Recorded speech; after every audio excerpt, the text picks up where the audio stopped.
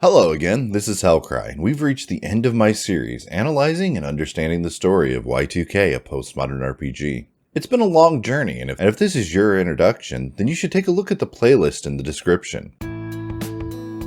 After many days of hanging out with friends, telling Christmas stories, and doing side quests, and grinding levels, we finally reached the final hours of the year 1999. Was it time well spent? Between the end of that strange winter and the approach of New Year, my life went on without change. It rained a lot last month. December's uncharacteristically warm, sweaty days only added to the anxiety I was feeling about New Year's Eve. The day would dawn and I would repeat my alternation of spending time with my friends and honing my powers in the Mind Dungeon. I awoke in the middle of the night. I thought I'd heard sleigh bells far away, like the background of a Christmas song. Chimes, maybe? A church? I sat up in the bed and felt for my panda. He was still asleep. He slept more soundly than I did these days. Where did that music come from? Maybe I'd been dreaming after all. I thought back to earlier in the summer. I used to dream all the time, but lately my dreams were fevered and confused. I missed when I dreamed of the Essentia 2000. I wondered where she was. Where did she go at night? Why didn't she ever stay with me? Where do transdimensional androids go at night? Panda. Wake up. Panda. What time is it? 4 a.m. What's wrong? Is the house on fire? No. Where do you think the Essentia 2000 goes at night? Probably to stay over a hotter guy's house. You think so? Think she has an android boyfriend out there somewhere? Yes, probably. Go back to sleep and dream of metal sheep. The relationship between Alex and Panda is one of my favorites within Y2K. It's not really a surprise later when we find out it was a stuffed panda all along, because why else would it be a tiny thing laying on him every morning? Panda literally is a representation of childhood innocence and comfort, something Alex struggles to let go of, and perfectly illustrates him as the man-child he is here. And in this scene, it's contrasted against his ideal woman, something that to him is always fleeting. I suspect because if he were to get close to somebody that fits his ideal, they'd grow distance as he grows to know her more, because who she actually is different from who his ideal of her is. You guys have to tell me you've noticed it too. Do you honestly feel like things are the same as they were 2 months ago? 2 years ago? Dude, things change. That's like... You're all intentionally not seeing it! The very fabric of everything has changed! It's like one day we were cotton, and today we're made out of metal! Things are so different! Can you give us an example, Michael? Okay! Why the hell haven't any of you asked why the entities were driving the android around? So what? We save her and we just forget about it? Why was she in the van in the first place? Vela, you said it yourself. Soul survivors do not kidnap people. They didn't kidnap Sammy, and they didn't take the Essentia hostage. Something is weird here. It's like strange things are happening all around us, and only I'm actually noticing it! Look, we just need to find the Essentia 2000 and ask her how her body ended up in the van. It's that simple. Let's finish opening up gifts. Tomorrow, we can sort this out. That's what we did. We exchanged gifts. But I was with Michael on this one. Something was wrong when I couldn't place my finger on it. I wondered if this was how people with dying family members felt. A sense of dread. But it wasn't a sense of dread I was feeling. It was a loss of self. A complete dissolve of everything I had ever known. The only thing that was a step beyond death. When people die, reality, the color of the sky, the sound of the trees, your memories, all remain the same. This was different. This was beyond unusual. Michael here is doing as Michael has done before, as I pointed out in previous videos, is attempting to break Alex out of his delusions. However, unfortunately for him, Alex uses this to actually reinforce his delusions. This moment of Michael pointing out the illogical nature of Alex's narrative begins the idea of reality breaking down. And this leads to how, when he's confronted with his narrative being deconstructed, he goes, "It's just like that one time in Final Fantasy VII when Aerith..." Hi, Alex. It's me. So, haven't you asked yourself the question yet? You know, the important one. Who is this?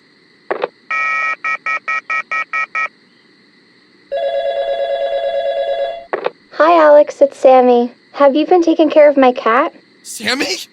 Where are you?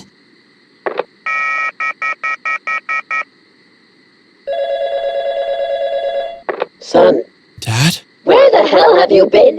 We were worried sick about you. You said you were just going to bike to Justin's house. Claudio and your mom are freaking out. Dad!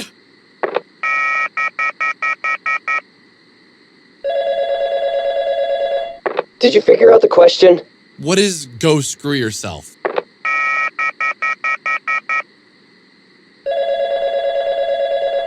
Hey, Alex, it's Sammy. Did you remember to pick up my cat from the dry cleaners?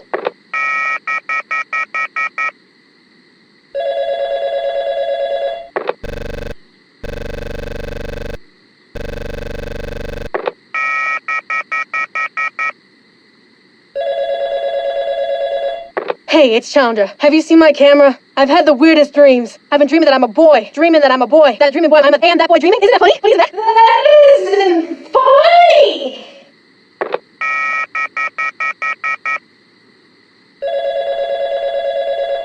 Hey, Alex, it's your mom. When are you coming home? Claudio's waiting for you to watch some cartoons.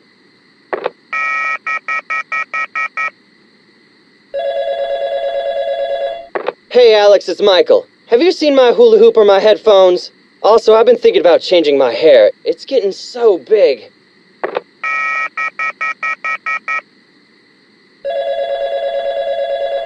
Hey! Alex! Help me! I'm stuck in the mine dungeon! What is happening to me? Michael!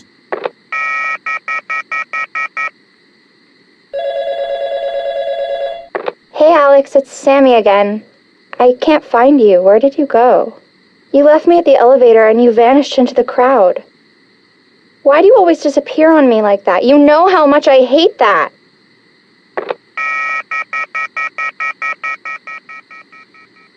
It's important to note, as I went over in the last video, all of these phone calls are from characters that appear in Alex's mind dungeon. Well, except one. Jane Garter, wife of the protagonist, Roy Garter from Axe Studios' previous game, Two Brothers. I'll actually revisit this line later when we get to another part of the game.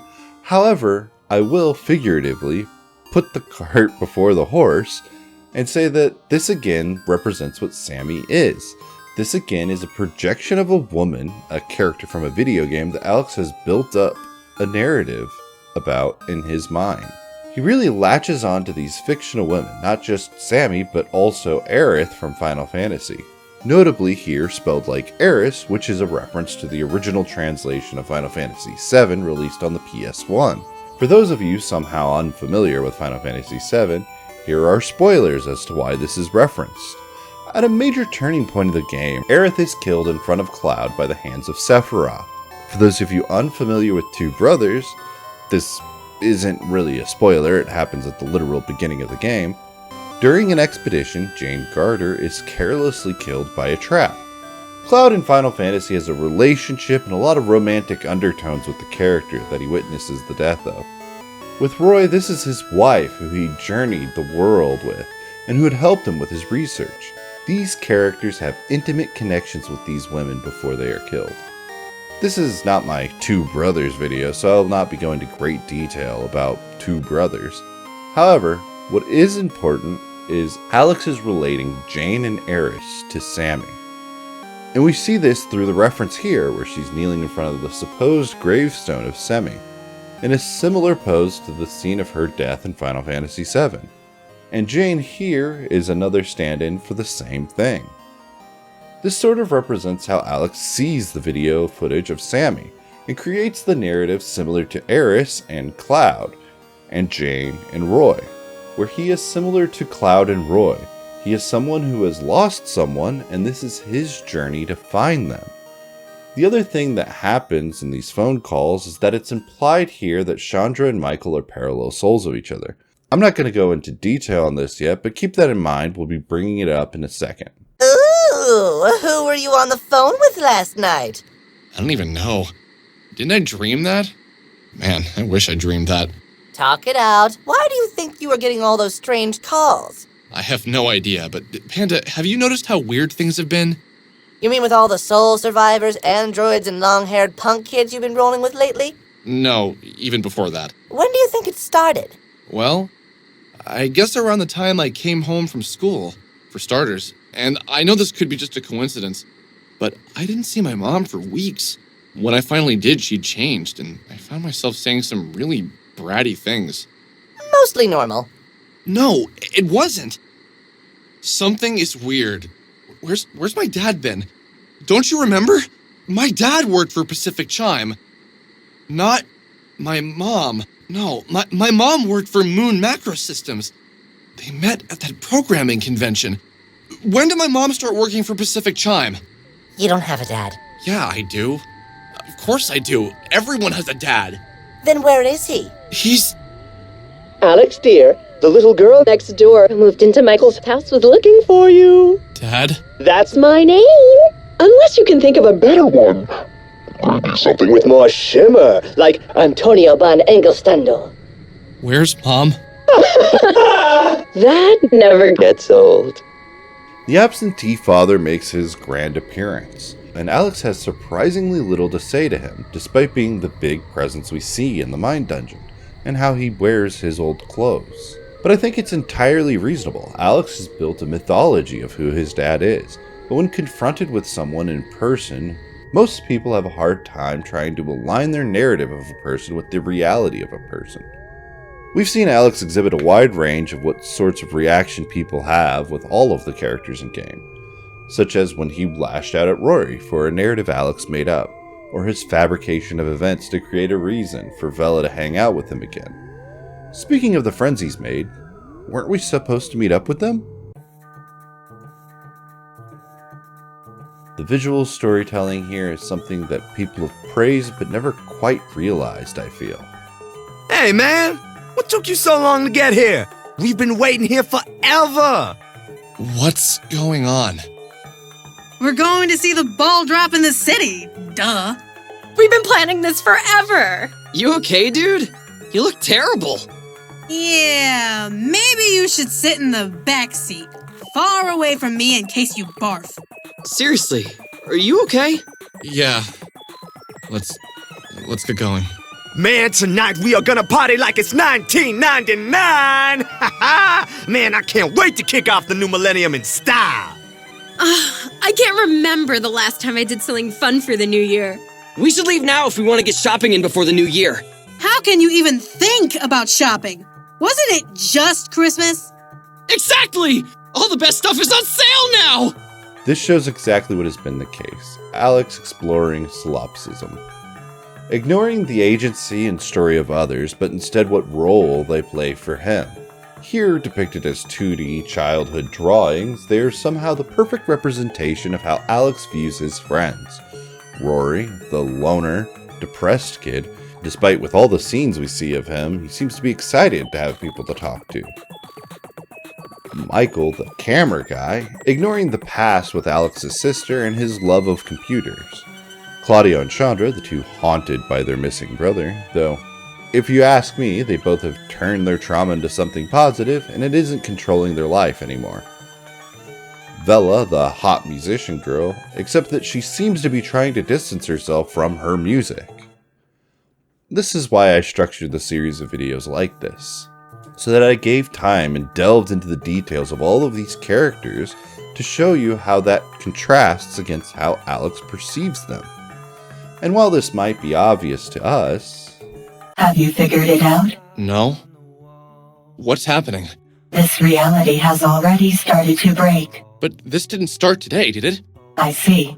So you have noticed. Only just today. I'm pretty oblivious to things I don't want to see, if you haven't noticed. So, would you like me to clear some things up? Of course. Give it to me straight. Alex needs to create a new narrative to reconcile being faced with himself. Instead of recognizing how he's treating people, it's instead that the world is getting closer to ending, so everything's a bit wacky. Essentia isn't telling us, the viewers, what's happening. She's pacifying Alex, giving him some other reason to latch onto and soothe his fussing. When someone leaves a reality, a place for a new soul to enter that reality becomes available. Our souls are in constant transit if we do not enter the soul space and take direct control. So this Michael here is not the Michael from your childhood. Proto-Michael is, as he is a combination of all Michaels. So did the old Michael leave this reality? No. This reality is shattered. Lost souls in the soul space are slipping in and out of it. So, Claudio and Chandra? That is one I'll let you figure out yourself. It will be good for you. This allows Alex to craft his own narrative about the Uncrick siblings, as we've seen earlier. Allow me to start at the beginning. You belong to this reality, so does Sammy. When Sammy left, Vela took her place. I took advantage of Sammy leaving this reality and forced my spirit into this physical space. Understand so far? Yes. Michael, like Rory, Chandra, Claudio, and myself, are important to you in every reality. When this reality broke, they entered. So, a version of Michael, Rory, Chandra, and Claudio all come to this reality. For what? To find you. To find me. We're going to help them. How? This reality is broken, and from what I can tell, it's been broken for a long time. I do not know. We must first see what form you take to destroy this reality. I don't want to destroy this reality, or any reality. Why does it have to be me? If it wasn't you, it would be me, or Rory, or Claudio. We are all capable of destruction. We can create or destroy. The choice is ultimately yours. Then I choose not to destroy this reality. Excellent. Now, if only your parallel selves agreed. Here, the Essentia says that all of these people are drawn to and come to this reality to find Alex, which contradicts his actions of manufacturing scenarios to have these people around, and feeds this faithful idea that Alex obsesses over, with this deeply self-centric babble of people coming to Alex because of his alleged importance, contrasted against him viewing them as literal cardboard cutouts. The ego stroking from Alex is hilarious. This also sneaks in the aspect of Alex's character where he blames Rory for things, here almost at a cosmic level, not so subtly saying that he could have been responsible for the end of his reality as much as he is. What's odd here is comparing Rory to Claudio. On the surface, these two characters don't seem too similar, but you have to consider who they are absent from Alex, older brothers who would do anything to protect their younger siblings. Two brothers who are deeply affected by the loss of their siblings. Admittedly, Claudio probably handles this better than Rory, but alas, we don't see Claudio create a divide in the friendships, as we see Rory do from Alex's perspective. So I believe this is a hint at them being also parallel souls. Though I feel it's necessary to mention I don't believe the Essentia is lying here. She is inherently Alex, so she's saying what Alex wants to hear. Here, we are in the Big Apple. And while Alex's friends are having fun and enjoying the party, Alex is very obsessed with what he's about to do. He's laser focused on what's about to happen.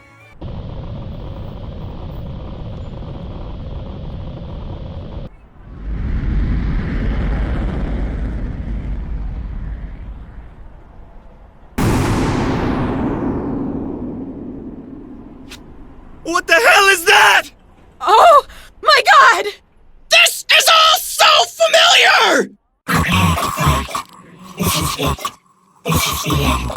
Okay, guys. We trained for this. What do you you mean we trained for this? Isn't that Alex's face? Holy shit! Everyone! This is it! Prepare yourselves! Michael! You're back! I never left. Holy shit! I remember everything now! I hope that means you all remember what's going on here. Come on! Let's knock my ugly mug back into space! A meteor with Alex's face barrels down at them and starts the final boss fight. And despite all the training, this fight is unwinnable. I remember thinking, this is how we die. What should have been a bright future is nothing more than a bunch of kids who thought they could make a difference. A bunch of kids who fought a losing battle. It's gone. Everything is gone. I'm all that's left. How did this happen? How can I have everything one moment and be so completely alone the next? My world is destroyed. I am destroyed. What are you going to do now? We could live alone on this island forever. You and me. What do you say, pal? Yeah, you're right. That's a terrible idea. Where do you think the Essentia 2000 is? I don't know. But I really wish she was here. And Bella. And everyone else. Fucked up, man. You fucked up. Everyone died. Because of you. Wait, hold on. I'm not one of those people who just does a summary of a scene and act like I said something meaningful. So what we need to pay attention to is that the meteor with Alex's face on it doesn't just kill our party members, he banishes them. Well, what's the difference? The difference is that when you banished soul survivors in the game, they didn't just die. They went to Alex's mind dungeon. And all the soul survivors are other people from other realities, right? So why does it just banish everyone but Alex? And why is Alex's living room left behind, basically intact at the end? That's not really like the world being completely destroyed. So again, we take another look at the scene, a different lens this time. What's being presented to us? It's as if something happened on New Year's that Alex was dreading to recall. Something that he did that destroyed his reality. Not the world, not reality itself, but his world. The ball drops and all of his friends leave him. Sometimes it does take explaining it as simply as possible to realize what's being said in a piece of art, and how this affects everything we've experienced so far. Heavily criticized for implying that you need to grind, and also criticized for padding out the game, the calendar segment is the way it is to serve this one little idea. Alex trying to relive this period with these people that he cares about for as long as possible. We passed by weeks and even months earlier without a single thought, witnessing the seasons change rapidly. But now as we encroach on what Alex fears most, losing everything, losing all of his friends because of his actions, every single day matters. This isn't about what the player wants. This isn't even about what the author wants. And this certainly isn't about what could make the game last a bit longer. It's literally about what Alex wants. I finally understood absolute loss. After a long depression nap on the couch, we pick up the telephone and go to the soul space. But this isn't really the soul space. Other characters mention stuff like astral projection and leaving the body physically and metaphysically. Alex used his phone. Yep, so that means we're back in Alex's mind dungeon again. Here we're going to be shown only what narratives Alex is comfortable with letting go of. Panda. I'm so lost. Where do we go? What do we do here? I'm terrified. I miss my friends, my family. What the hell am I gonna do out here all alone? Alex, I don't have any answers for you. I'm sorry. You mean you don't have answers? You always have something to say. Alex, how am I supposed to know what to do? I'm only a stuffed panda.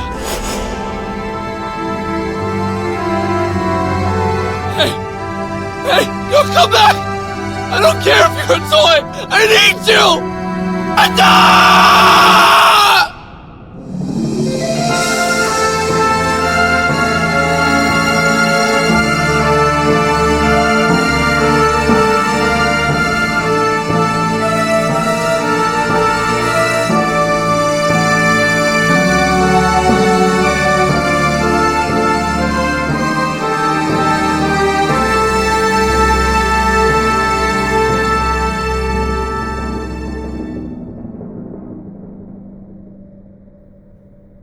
Like, of course, Panda is just a stuffed toy.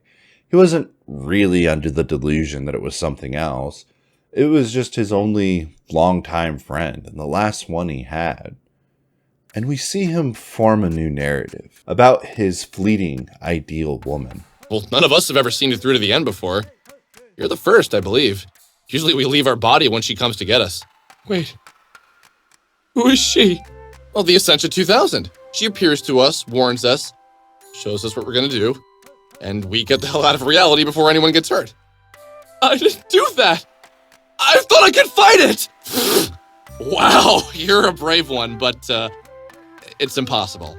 How could the decent few of us actually stand a chance? Did you see her? Is she coming back, man? Who? The android. The Essentia 100, man. What did she look like for you? Mine was red. God, I miss her. I was starting to think I made the bad choice. She said we'd explore the universe together. She said we'd see everything. All I do is sit on a rock with a bunch of dudes. That she isn't fleeting because she's a loose ideal that is unrealistic, but because she's malicious.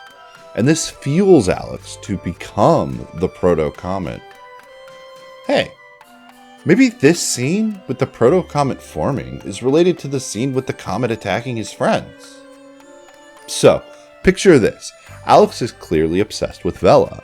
He's even manufactured an entire situation just to hang out with her again. Remember the record? That was entirely just an excuse Alex made to talk with her again, uprooting things from her past. And he clearly misreads any situation with her as romantic. I mean, he tries to kiss her twice. So a tradition on New Year's that might be a bit old-fashioned today is having somebody to kiss. And to lay out the facts once more, every one of these Alex on the island where the comet is formed is lamenting about Essentia, who is, to Alex, the ideal woman, and is considered parallel to Vela, making Vela Alex's ideal woman. You probably pieced it together by now, but I am suggesting that Alex attempts to kiss Vela in front of everyone at the New Year celebration, and it doesn't go over well. And to reconcile with this, instead of acknowledging that he did a social faux pas, he decides instead that Vela manipulated him. I mean, it clearly represents this well. And we see Alex here either join the comet, which gives you a bad ending, or follow it. As I followed the meteorite version of myself, I felt something drop from within me. I was losing a part of myself. I was a burst pipe, and I was a plumber desperately trying to hold it all together. I was a metaphor for a sad, sad man. I followed the meteorite for ages, watching it destroy one reality, and then the next, then the next. Each time, it was as if I lost all my friends again. My mom, my sister, my dad, everyone I couldn't remember. Why couldn't I recall everyone? I thought about what Vela told me about soul survivors. Was I becoming a soul survivor? I was the sole survivor of my reality. It would be a fitting fate. I tried with earnest desperation to hold on to what made me, me. A star in the distance. You're gone again. Your soul's destroyed. I don't know how many times I've witnessed the loss of a reality at the hands of myself. What could I do? I wasn't strong enough on my own to defeat so many. I was cold. I didn't have a body, and yet somehow I was cold. Desperately, I longed for it. What was her name? She was a woman made of plastic. She was essential to my survival. How had she saved me? Why didn't I do? What was her name? Becoming a passive participant, a prisoner in his own body, as a narrative he built to soothe his aching heart spirals wildly, ending his friendships and ruining his life. And then we get to watch it play out, over and over. I arrived home from school, that I could recall. What I majored in. I met a mysterious and wonderful girl named Sammy. Yes, she was... Oh, and then she disappeared. And I never saw her again. I made friends with my neighbor, and together we met a girl from another reality. Yeah, I started having dreams about a beautiful android stuck in a van. Me, my neighbor, and the girl from another dimension met a kid on the internet whose sister died. We became good friends. I chased a mysterious being from another reality to a radio tower, where it asked me to find a record. The record turned out to be by the girl from the other dimension. We played the record in the radio tower, and it woke up the sleeping android stuck in the van. We chased her down. She took me inside her mind and showed me that the world was going to end, and that I was going to end it. Together, my friends and I worked hard to stop it. My eternal friends.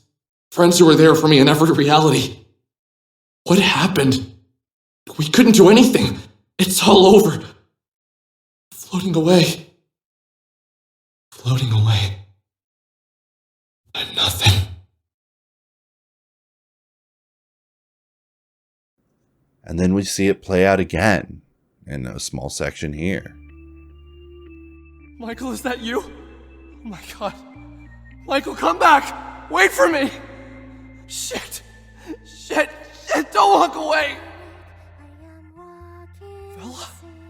Oh, thank god. Did you see Michael? Where did Michael go? Wait, no, don't run! I'm coming! Claudio? Hey, don't go! I'm coming, wait for me! Chandra? Don't leave me too! Where are you all going?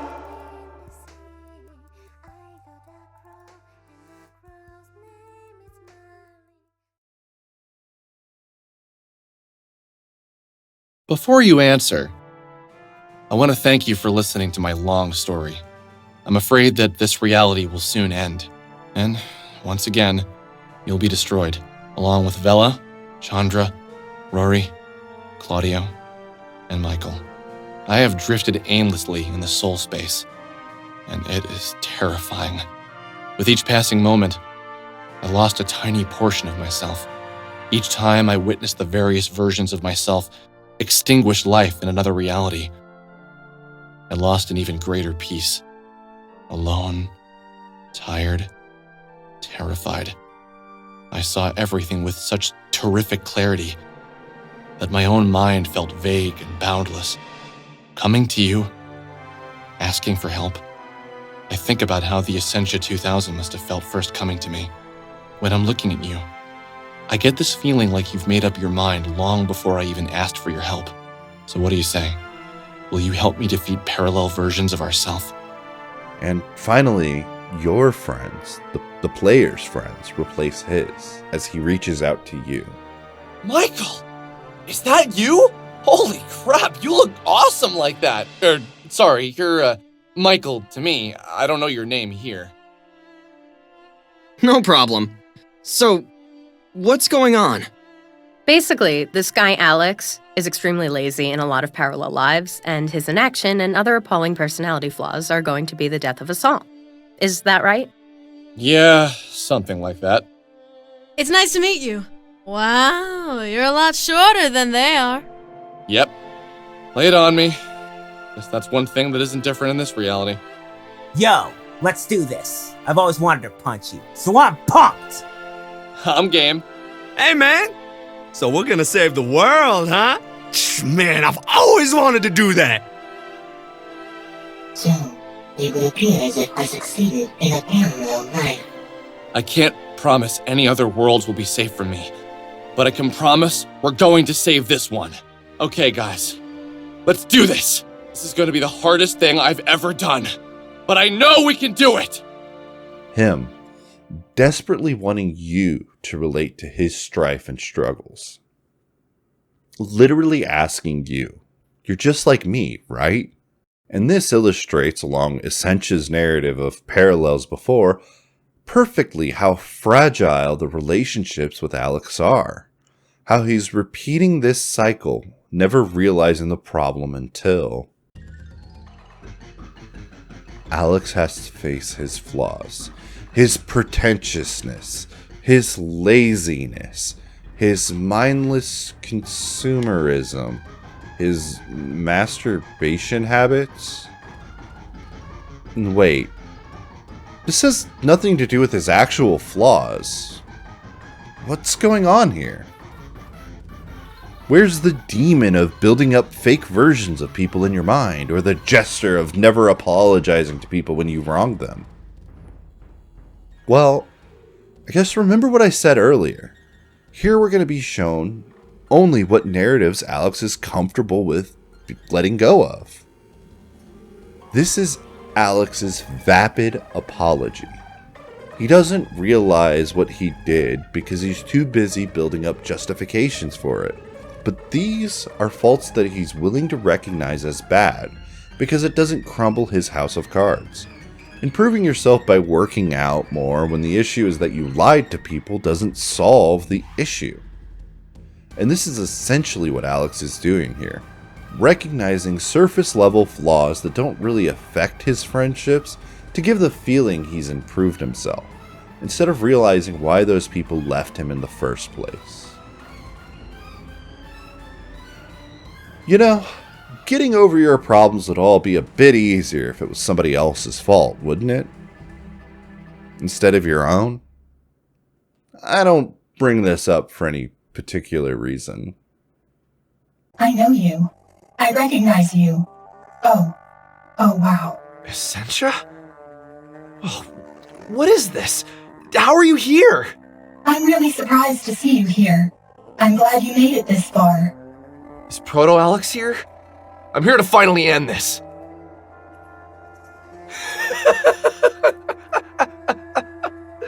Oh, man, you poor guy. What did she say to get you here? Look, I don't want any trouble. Just let me drink my tea. Come on, Alex, attack. Take him out. You've come this far. Jesus. This again? Oh, hilarious. Yeah, Look, I'm not your enemy. We're one and the same. We go through this every damn time, woman. Tell him the truth. If he still wants to kill me after, then I'll take my chances with a tussle. What the fuck are you talking about? Look, man, I don't want to burst your bubble, but she lies all the time. Whatever she thinks you want to hear comes out of her mouth. She envies my power. And we may all be one of the same, but I drew the proverbial long straw. She needs all the help she can get, even if it's from a skinny MC. What the hell? Yeah, look, I'll make this simple for you. I'm you, you're me, she's us as well. The division of our soul isn't exactly natural, and she wants out. She wants to be the last one here. She just can't accept our little arrangement. I get it, but we've been this way for a long time, man. So, tell me, what lies did she tell you to get you here? Essentia, is this true? Sammy? Fella? Was that all a lie? It is often necessary to lie to yourself to get a tough job done. You've done it. We've all done it. I said what I needed to say to get you here. I'm sorry if I used the poor girl's disappearance as a catalyst, but would anything else really have motivated you? I can't... How the fuck is this possible? How could you lie to me? Alex, won't you help me destroy him? Come on, take him out. You've come so far. End this division. End this strife. Without him, there will be no conflict. Now you know the truth. Just go home. I don't want to fight anyone. I don't want to hurt you. You've been through enough. Just relax, take a deep breath, and let me know what you want to do. These aren't the masterminds behind the events, as Alex wants you to believe. We're in the deep recesses of his mind dungeon, and as we've seen earlier in the Essentia mind dungeon, these are representations of his mother and father, replaced with himself because his parents didn't raise him. Both of his parents are shown as being absent throughout the game. This isn't to say Alex is the most important person in the universe. Instead, it's to say he is the architect of his own misery. Instead of accepting the blame for his own faults, he blames his mistakes on others' faults and creates new people to blame for what he did wrong. When you get to a certain age, you blame your parents for your trauma and shortcomings. That's a huge part of this ending. He's not mad at his parents. He's mad at himself, but refuses to see it. And this malleable, amorphous concept is impossible to kill.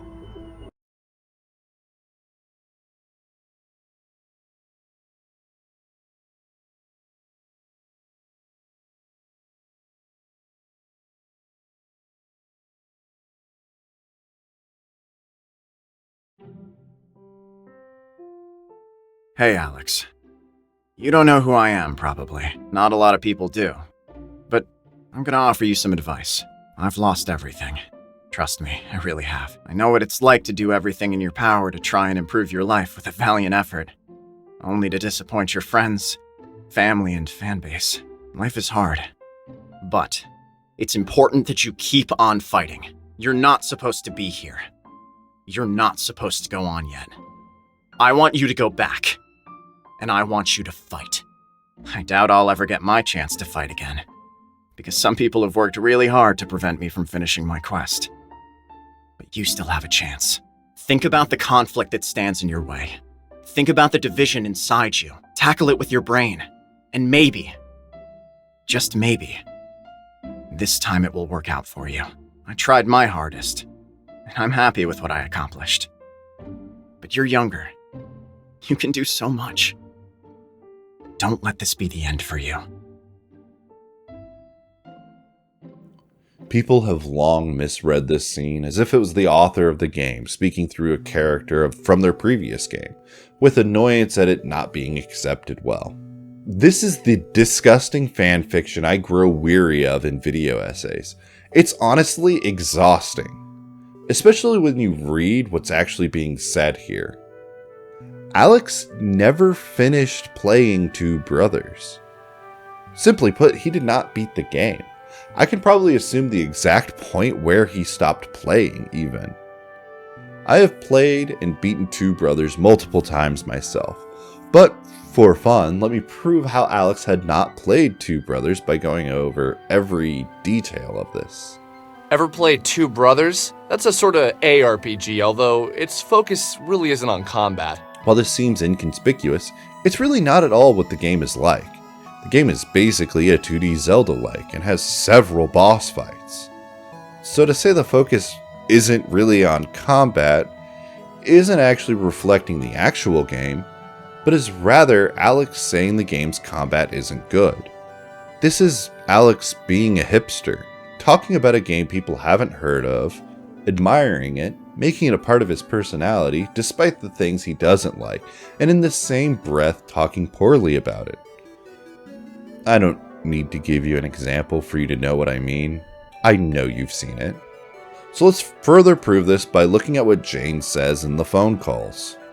Hey Roy, it's Jane. Did you know that I died and it's all your fault? Pretty screwed up. Pretty colors in heaven. This actually goes against the text of Two Brothers. This isn't because the people writing it forgot or that she just didn't have character, but because this is another piece of evidence showing you that Alex didn't play the game that he cares so much about. After the first boss, you do a little bit of exploring and take a rest at an inn, and you're greeted with this dream sequence. While this is just a dream from Roy's perspective, even Roy doesn't believe Jane to hold him at fault for the accident which took her, and furthermore, at the end of the game when Roy meets her in the afterlife, Jane doesn't blame Roy for a second for her death. And during that boss rush earlier, finish Chromophore? This wasn't the devs making a "we should finish Chromophore but we're too lazy" joke, but literally pointing out how Alex himself hadn't finished it. And that's reflected in Roy's words here. I know what it's like to do everything in your power to try and improve your life with a valiant effort, only to disappoint your friends, family, and fanbase. Roy's family wasn't disappointed in him, but Alex, as a fan of Two Brothers, was disappointed in it. This is Alex, as always, projecting on to this character. I doubt I'll ever get my chance to fight again, because some people have worked really hard to prevent me from finishing my quest. But you still have a chance. As if this is a complaint about Two Brothers not doing well, as I laid out in the last video, that the script for Y2K was written in 2015. This would be during the time that Chromophore was in the works for the Wii U. So the developers were already attempting to give Roy a second chance if we're reading this from the video essayist perspective. So this line of thought here is outright illogical. And even still, Roy's journey ends properly in Two Brothers. So, what is Roy saying here? Well, it comes from Alex's warped perception of the game he never finished. All of these inconsistencies only make sense because Alex himself never finished Two Brothers, and is talking about it like he's the huge Earthbound fan excited to play the game for the first time. That he only talks about it because it thinks it makes him look cool to know about a game that others don't.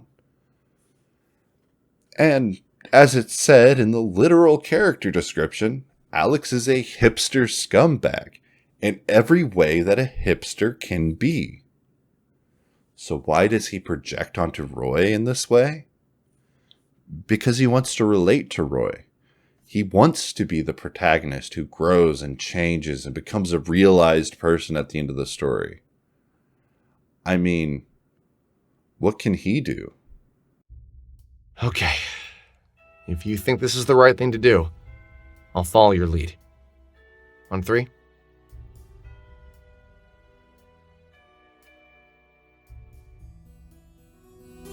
Let's unplug them. Whoa, wait, don't do that! That's the only thing keeping this division permanent! Do not unplug us. We will be whole again. Don't do it. Don't unplug. Without this, everything goes back to the way it was. I don't know what's gonna happen if we do this, but this is what my heart's telling me to do. If you do this, only one of us will be here! This is it. Unplug them. I don't know which of us will remain, but I want to thank you. You helped me fight this battle. You were everything I ever wanted to be.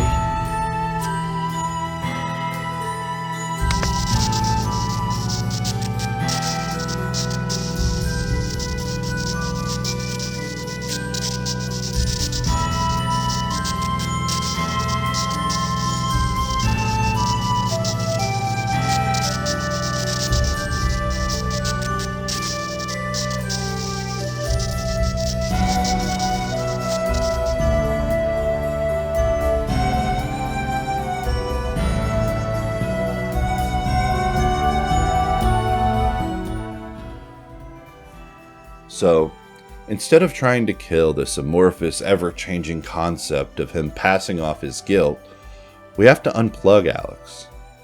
Funnily, a big issue of this is that his weird obsession online is what started the entire adventure. So the word choice of unplug is apt. Alex here cannot be the one to pull the plug, however. He needs you to do it, proving how hesitant he is and incompetent towards changing himself. Though, I also want to point out the relationship you have with Alex throughout the game. This line is said when you're going along with Roy to look for the record. All I needed to do was imagine the Alex I wanted to be and work towards him. Forget the old Alex and be someone worth being. Now that I'm here, floating with you, I don't know if I was approaching life right. Did any of it really matter? But wait, what was that last line he said from pulling the plug? You helped me fight this battle, and you were everything I ever wanted to be. Yeah, you, the player, are what Alex wishes to be. Not only someone capable of change, but also the role you inhabit as the player of the video game. And this is even reflected in the character design for the player character, where your design is reminiscent of a hero from Dragon Quest. It's over. It's all done. I'm with you.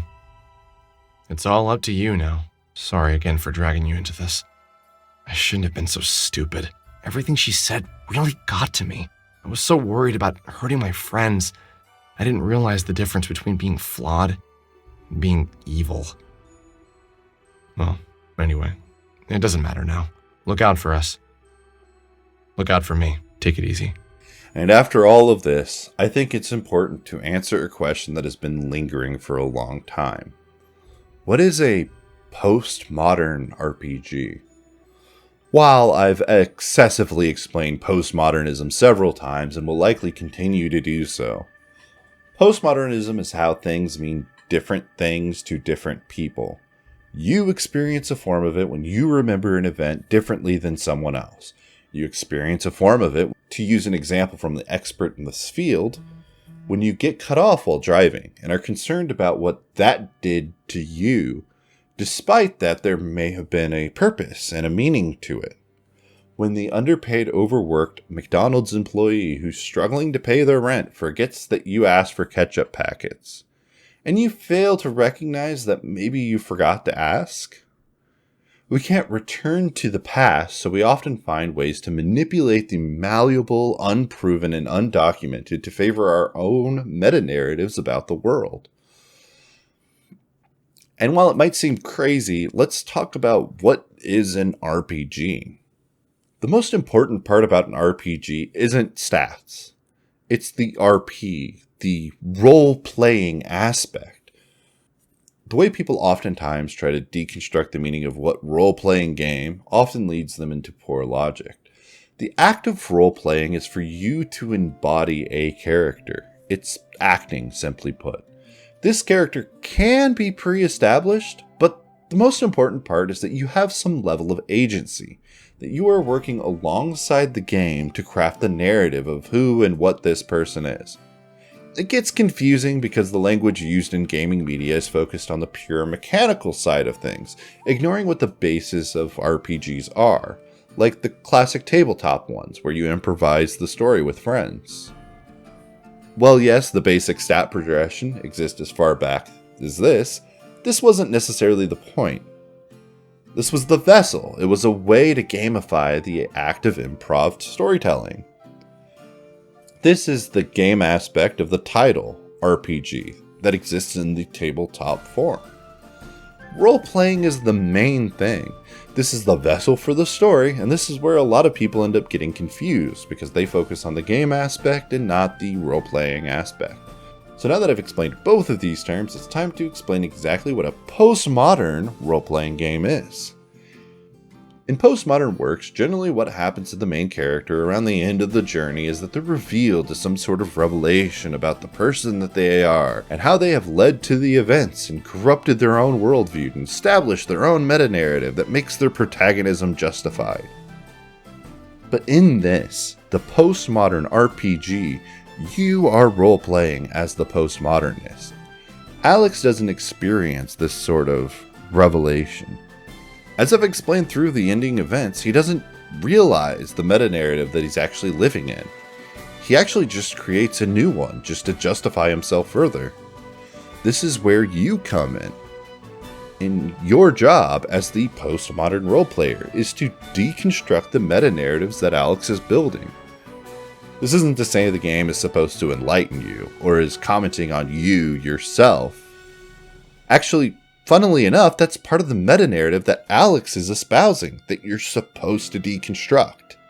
And these pieces have been here for you the entire time, and it may have taken a YouTube series of 8 videos to understand what that actually means.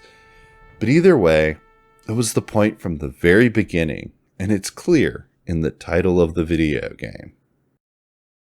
And with that said, I need to thank Ropesnek for making the art used throughout this video series. I need to thank Linguistic Spaceship, Big Show Rules, Chella, and Sneeze for looking over this script.